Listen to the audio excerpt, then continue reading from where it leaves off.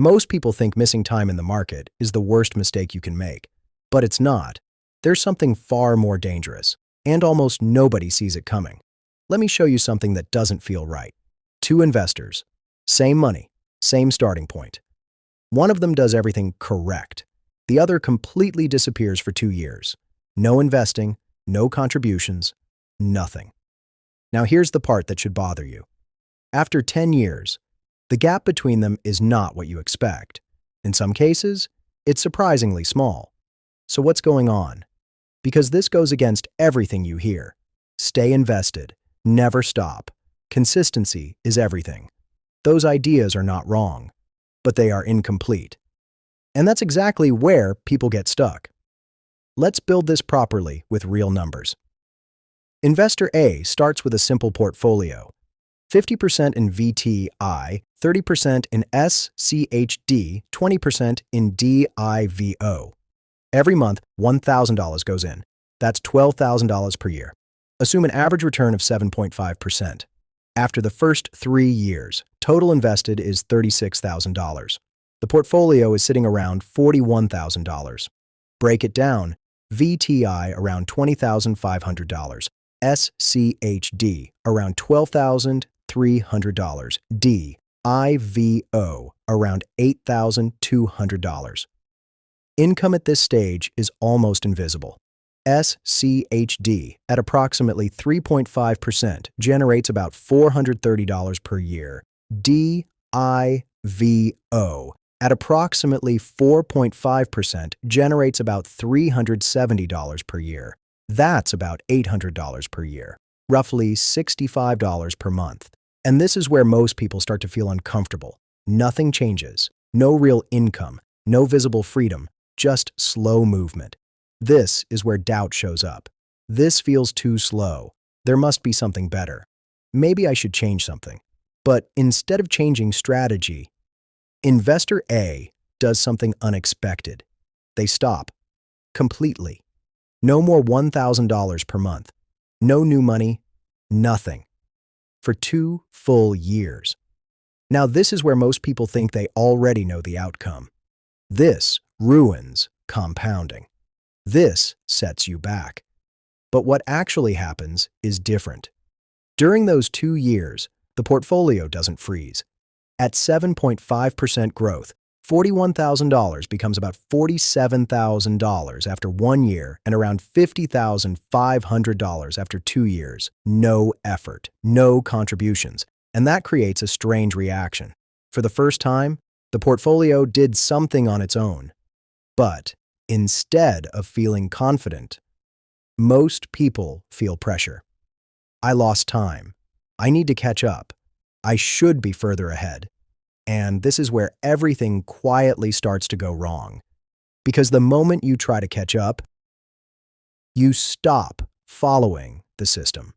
You start adjusting, tweaking, optimizing. Instead of going back to the same structure, you begin to shift it. Less focus on growth, more focus on income, more focus on speed. Because now the goal feels urgent. So instead of balance, you move toward what looks more productive. Higher dividends, higher yield, faster results.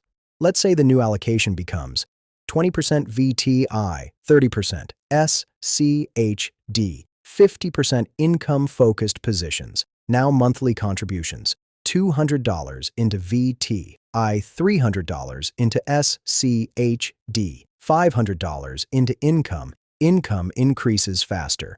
At $50,000 portfolio size, this might generate around $120 to $150 per month. It feels like progress. But here's the part most people miss. That extra income feels good, but it comes at a cost.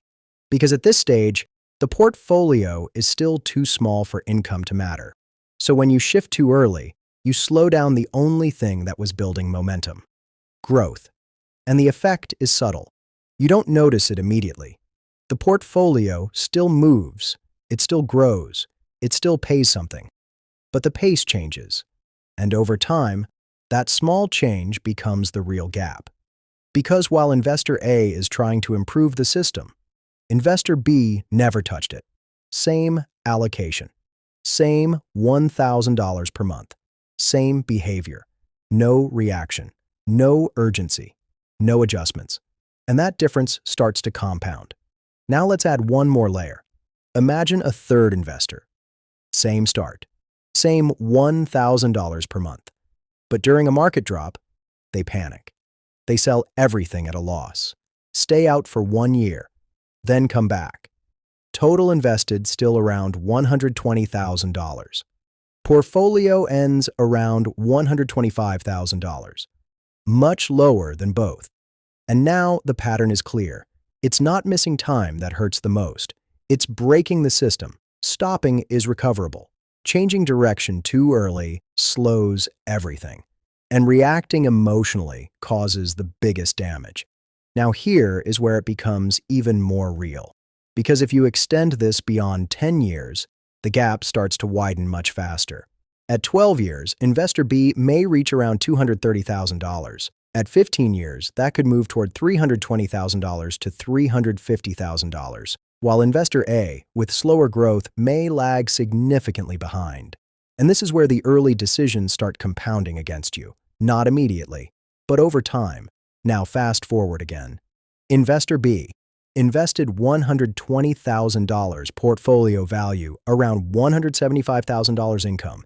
SCHD, about $50,000 at 3.5% equals $1,750 per year. DIVO, about $35,000 at 4.5% equals $1,575 per year. Total around $3,300 per year, about $275 per month.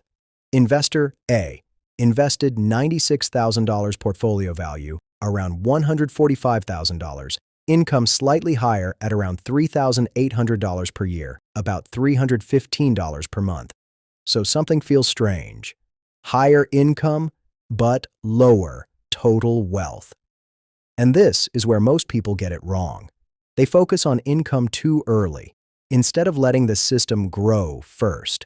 At around $150,000, something important starts to happen. Income reaches $200 to $400 per month. Now it becomes noticeable. Now it starts to matter. And this is where compounding becomes real. Income buys more shares.